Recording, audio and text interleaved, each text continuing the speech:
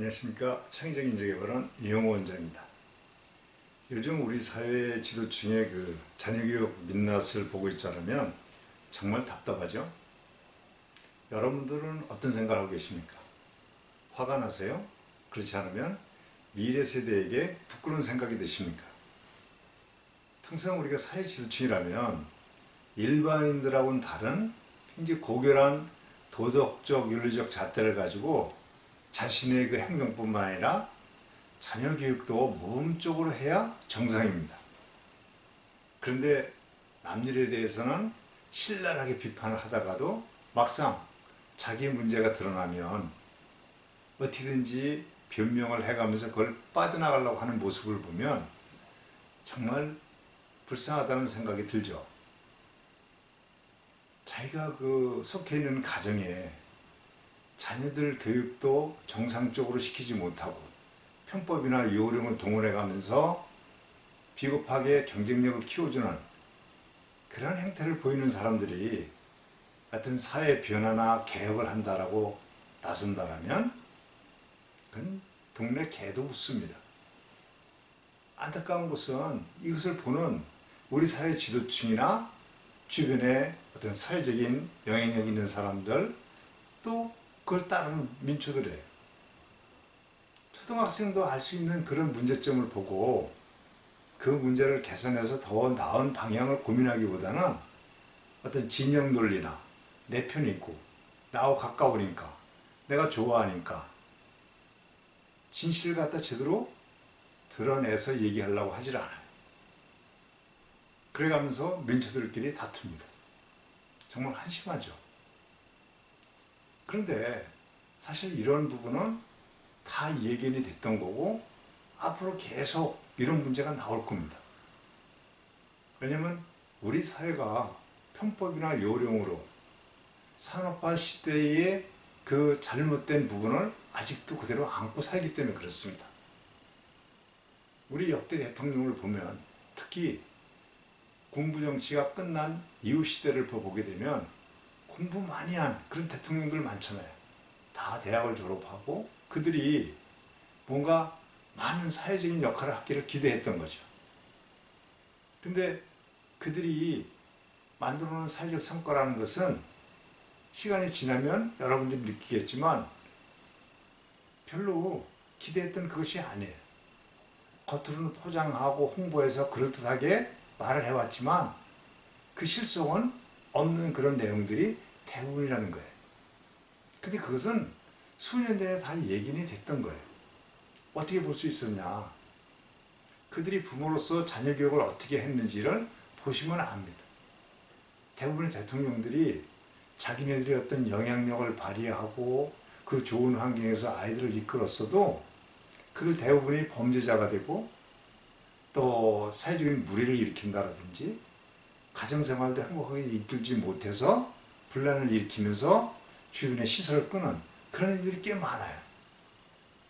그들이 같이 지내는 자기 자식들도 올바로 이끌지 못하면서 어떤 사회적인 성과를 낼 거라고 기대했다면 그 자체가 잘못된 거죠.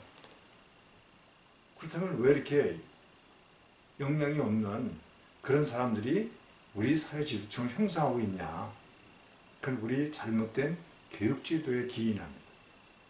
1980년도 초까지는 우리 사회가 산업화 그러한 성과를 많이 냈기 때문에 그때 필요했던 부분은 선진 지식 기술을 따라가면서 공부 많이 한 사람들. 왜? 선진 사회를 따라가니까 우리 나름대로 길을 가는 것이 아니고 그들이 만들어낸 지식 기술을 많이 머리에 넣는 그러니까 공부 많이 한 사람들, 학교를 많이 다닌 사람들이 인재로서 평가받고 나름대로 성과를 냈어요. 그 당시 그게 필요했으니까. 근데 1980년대 이후에는 우리도 디지털화되고 글로벌화됐기 때문에 더 이상 선진 지식기술을 따라가면서 배운다라든지 머리에 무엇인가 지식을 많이 넣는 것이 좋은 것이 아닌 그 시대가 됐어요. 즉 각자가 타고난 자아를 발현해서 창의적으로 문제를 해결하는 그런 능력, 즉 생각하고 행동하는 그런 능력이 사회 경쟁력으로 자리 잡은 거죠. 거기에 맞춰서 우리 사회 교육 제도가 바뀌고 가정에서도 그렇게 교육을 시켜야 되는데 과거 산업화 시대에 그 단맛을 본 우리 기성세들이 그 부분에 변화를 주지 못했던 거예요. 지금도 사회에 나오면 실제 제대로 활용도 못하는 그 지식을 가지고 평가받고 하기 때문에 거기에 많은 시간을 낭비들 하고 있잖아요. 아이들을 그것 하라고 지금 몰아대잖아요. 정작 필요한 것은 생각하고 행동하고 시행착오를 거치면서 자신의 자아를 발현하고 창의적인 역량을 발현하는 건데 그럴 시간이 없잖아요.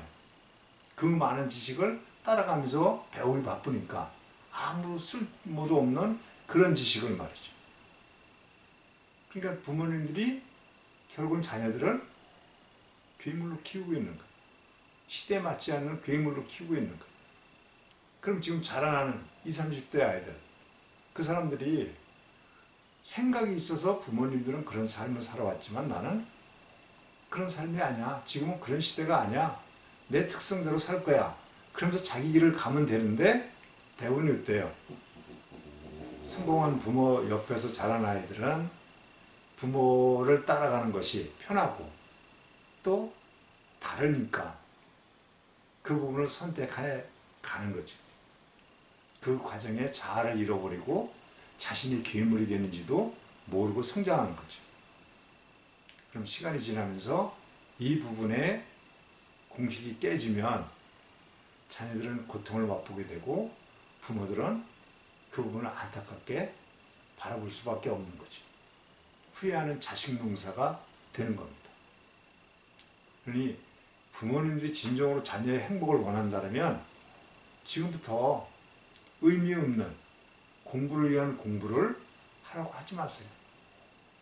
아이들이 진짜로 가지고 살아가야 될 그 자산은 생각해서 자아 발현을 통한 자신의 잠재있는 역량을 끌어내는 그런 그 능력이기 때문에 자기가 좋아하는 것을 선택해서 그 삶을 즐겨가면서 갈 수 있는 그 길이 무엇인지 스스로 고민하고 찾도록 그런 환경을 만들어주는 겁니다.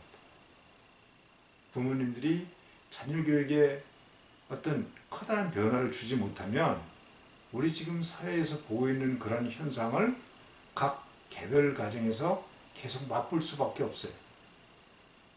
그러니 부모님들이 지금 우리 사회에 벌어지고 있는 부분이 어느 특정인의 문제가 아니고 이 사회를 지금 이끌어가고 있는 우리 기성세대들의 문제다. 자녀들의 문제는 결국 부모들의 문제라는 부분을 잊지 마시고 더 이상 자녀들을 괴물로 키우는 그런 교육을 그만두세요. 아이들을 인간 만들려고 애쓰고 그 인간이 타고난 본래 자아를 발현하는 그런 지혜를 키우도록 부모들이 옆에서 열심히 격려하는 것이 그것이 지금 하셔야 할 일입니다. 바깥에 나가서 소리치고 남 비난하고 이 시간보다 부모들 스스로 자성하고 내가 지금 내 자녀한테 무슨 짓을 하고 있는 거야 하는 부분을 돌이켜보시기 바랍니다. 자, 오늘도 화이팅!